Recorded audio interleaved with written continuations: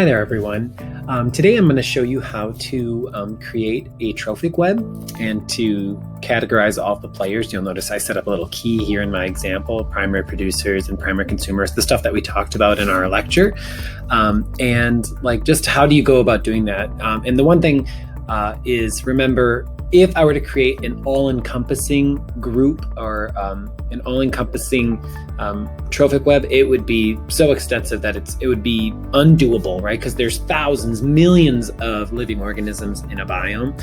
So I recommend that you pick a handful, a minimum of 10. So you'll notice I have 11 on here, just because I wanted to make sure I had all the different levels. But you should have at least a minimum of 10 or you won't have that.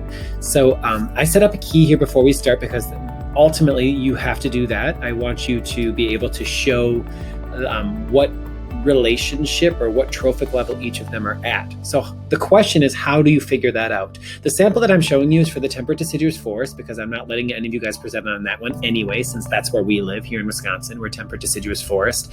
So I figured I wanted you to think a little bit outside the box. No pun intended, since the diorama is a shoebox diorama. But I wanted you to think a little bit outside the box. And so I'm going to use this one as a sample, just so you can't copy it, but you can copy the idea and the method, of course. So you just have to figure out where each of these get their energy from, and then you can start categorizing them. So I laid them all out. I just typed them.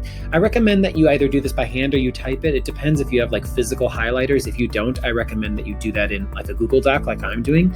And I think it'll make it a lot easier for you. So, all right, let's start at the top. Wild grasses and flowers. We obviously have a lot of that here in Wisconsin, a lot of wild grasses and flowers, and they obviously get their energy from the sun, right? They're primary producers, they're autotrophs. Same thing for our red oak tree.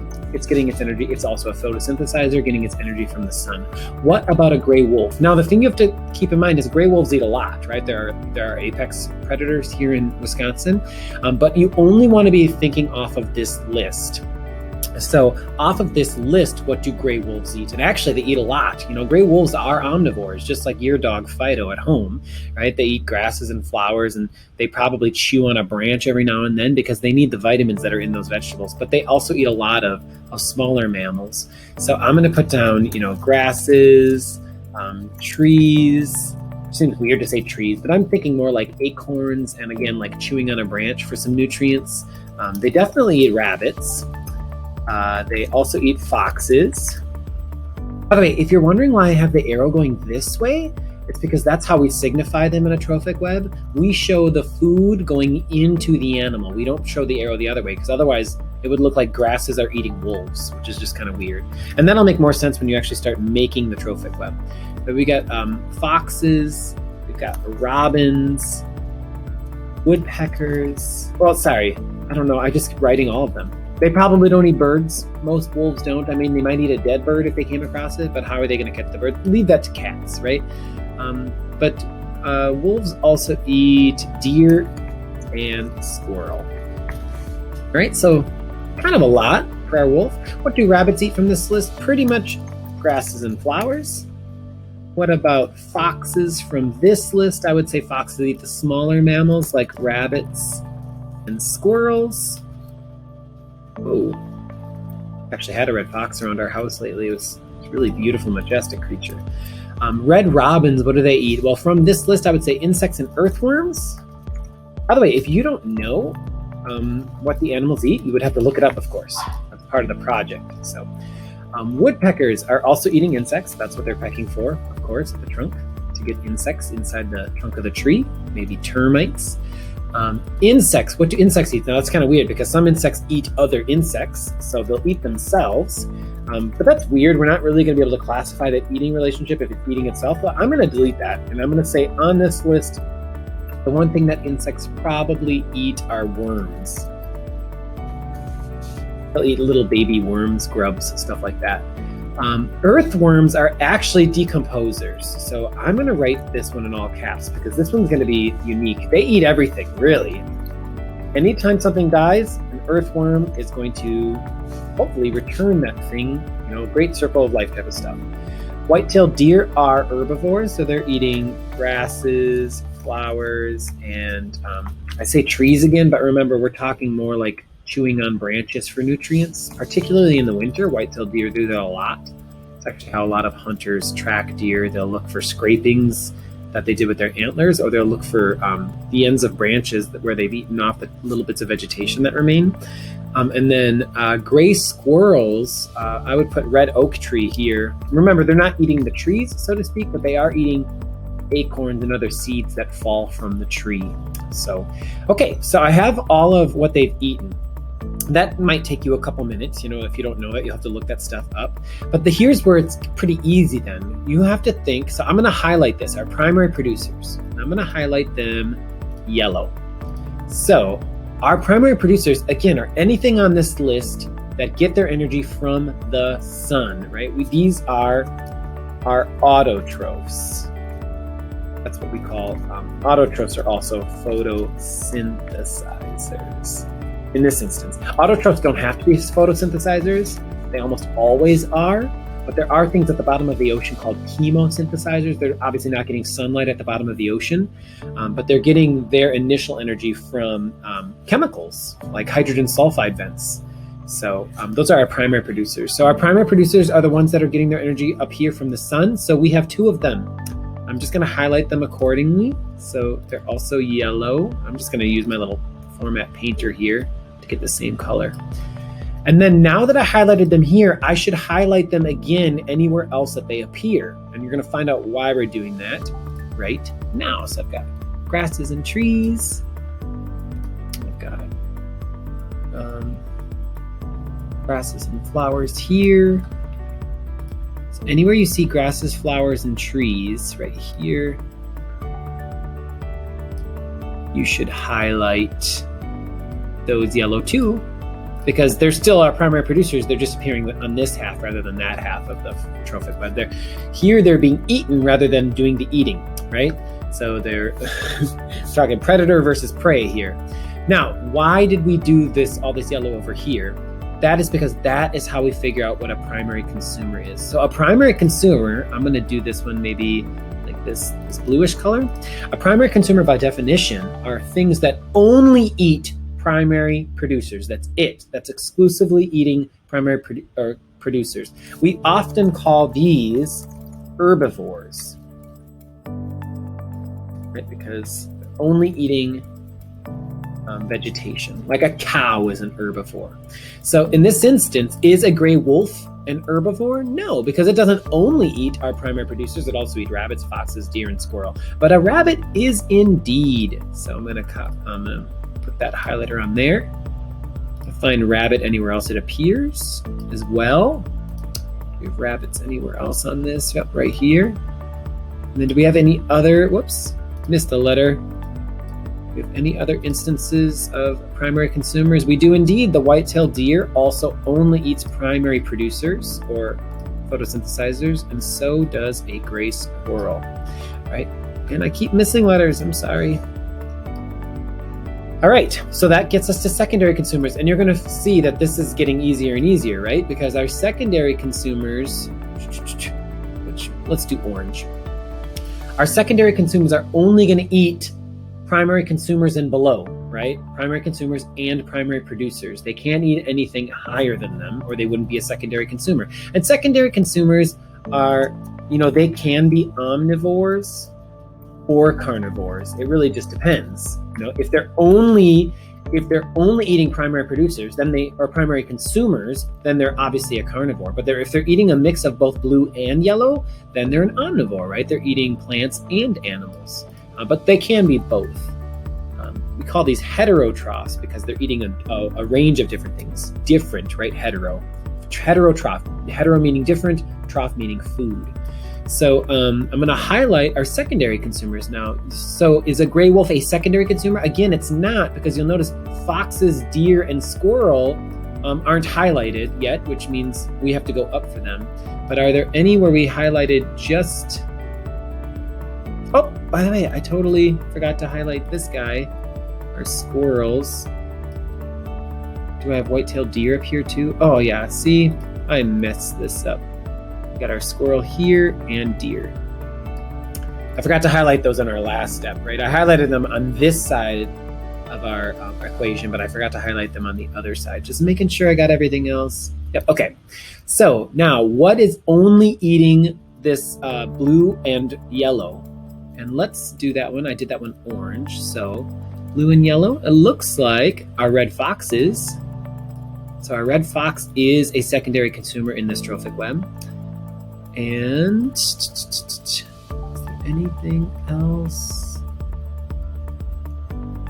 Does not look like it, because our gray wolf wouldn't be on there either.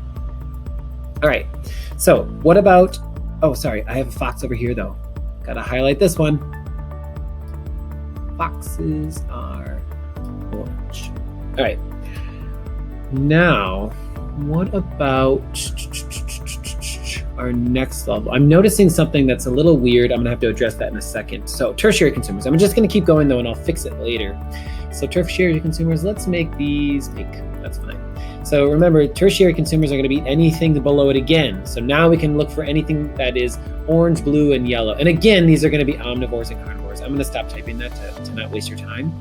But we're at omnivores and carnivores this whole way up here. So tertiary consumers are things that eat orange, blue, and yellow. And you'll notice our gray wolf is one of these now. So tertiary consumer.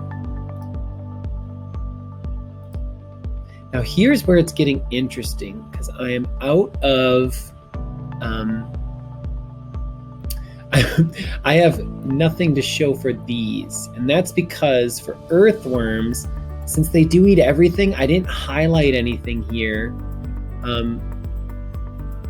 But what's difficult is, you wouldn't really consider an earthworm an apical predator, right? Just because it eats the wolf, right? It has to wait till the wolf dies. So I don't know that I would highlight it above the wolf. It's its own, an earthworm is its own group. So I'm actually going to, even though this does eat earthworms, I would still include it there. How am I going to figure out what the red robin is? Which one of these levels? So insects, right? If you look at, so insects eat themselves, they also eat worms.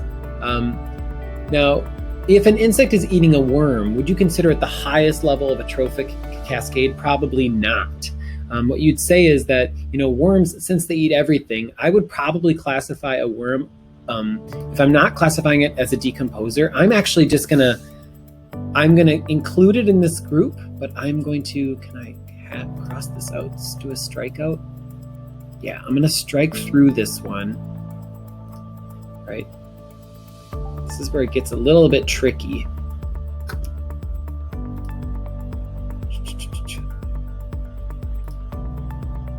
All right, so if I tried not to consider the worms, since decomposers kind of throw a wrench into things, where would insects fall? And I guess the question is, are insects, look at our key, are insects primary producers? They're definitely not, right? They don't get their energy from the sun. But are they herbivores? Do they only eat vegetation?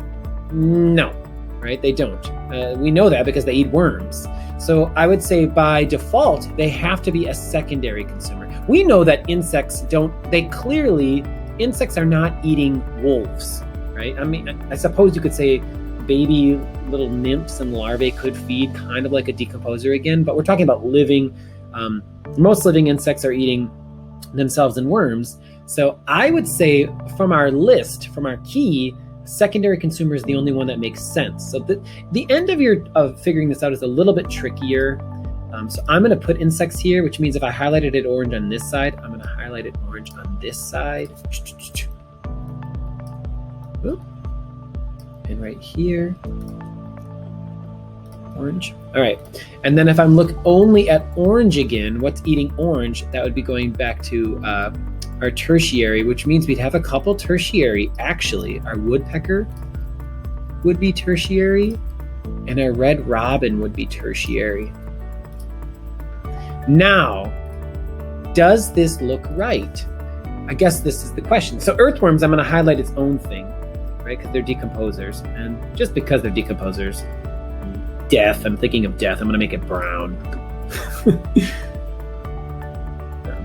Whoops. I can highlight just the earthworms here. Brown. Okay, I'm going to make our decomposers brown. Something still doesn't look right to me. And this is where, again, you're going to have to put in a little bit more work. Whoa, gonna make this text white.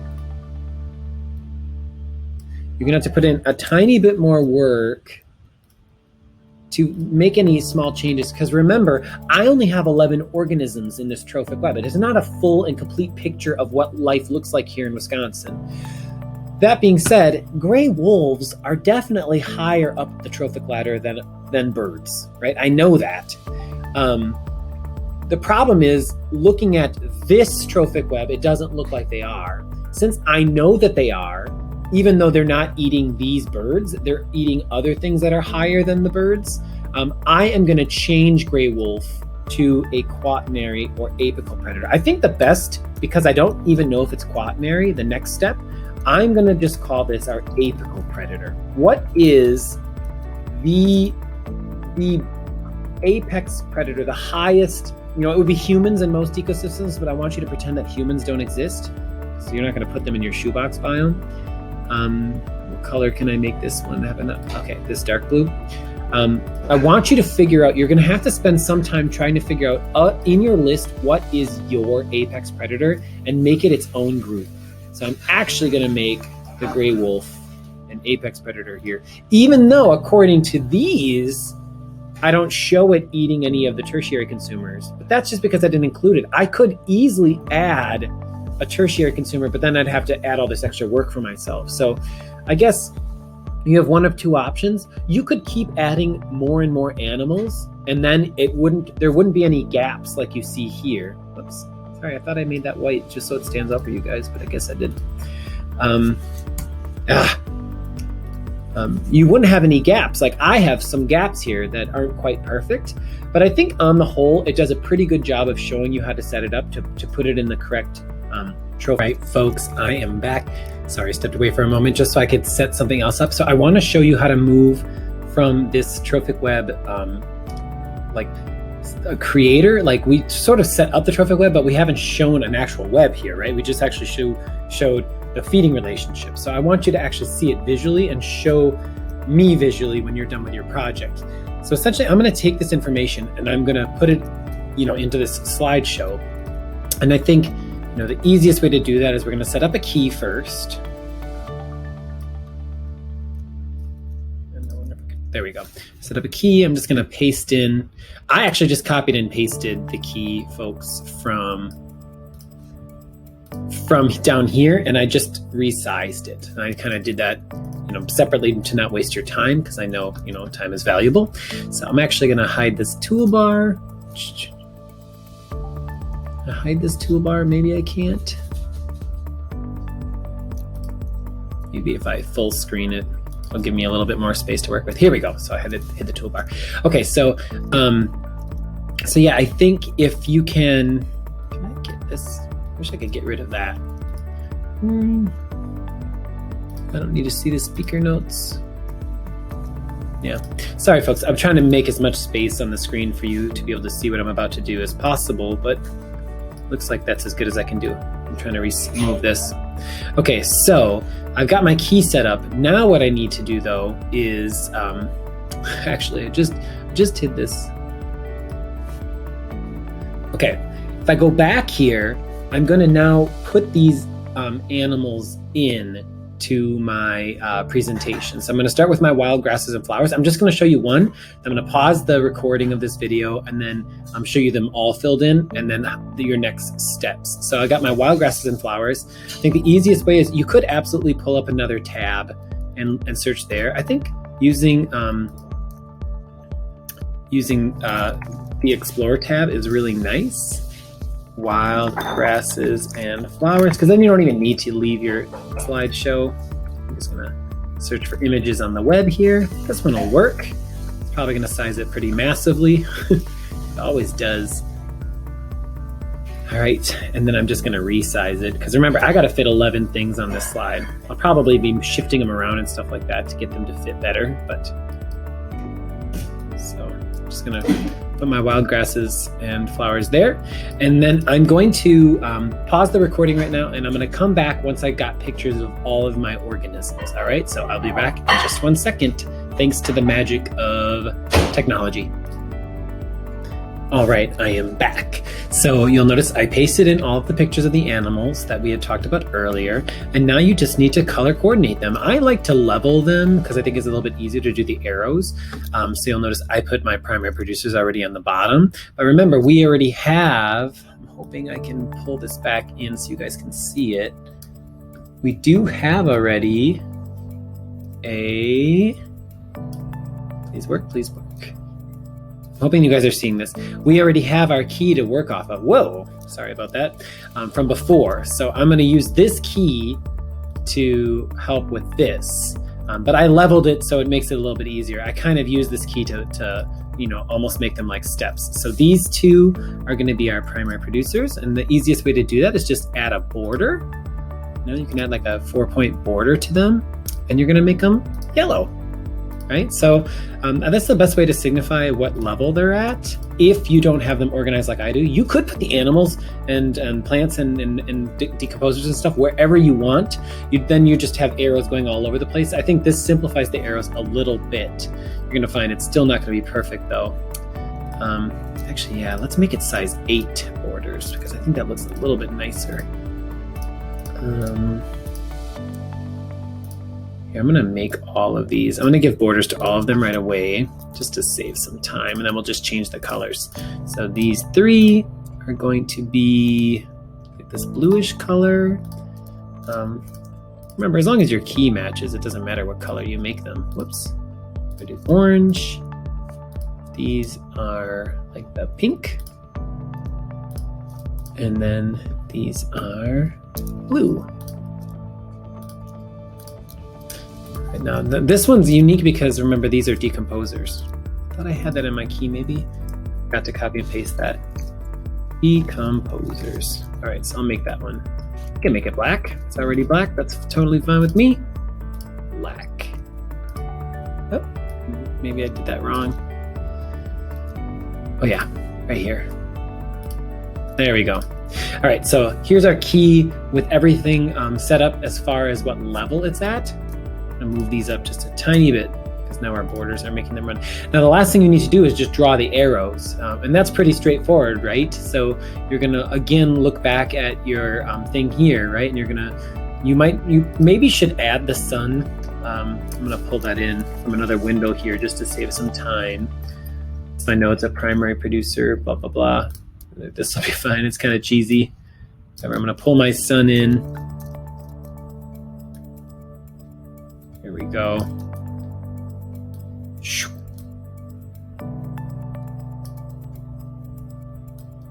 so we can see our suns on there. I'm going to move myself over here. Yeah, that's fine. Kind of weird having the sun on the bottom, but it's the best way. So remember, the arrows always show where the energy is going. So most of the time it's showing what's eating what. But I'm just going to show, the sun energy is going from the sun to these two things. So I'm going to copy and paste.